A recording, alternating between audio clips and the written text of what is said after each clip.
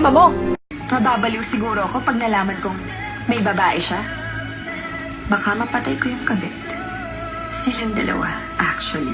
Pinanganak kang bobo, lalaki kang bobo, mamamatay kang bobo.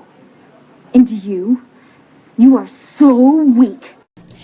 Hoy, babaeng sinungaling, walang hiya kang malandi kang haliparot ka.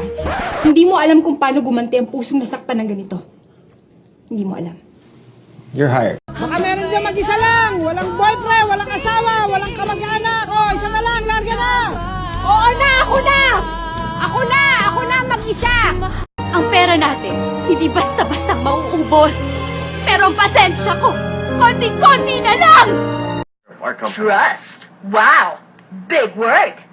Sige nga, Mr. Montenegro. Interesado ako marinig kung anong sasabihin mo. Let's talk about trust. Hindi ko kailangan ng tissue. I don't need tissue. Please stop judging me. Please, stop!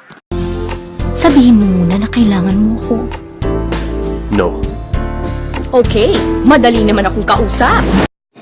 Pero bang sinota mo ako eh. Sinota mo ang best friend mo. So love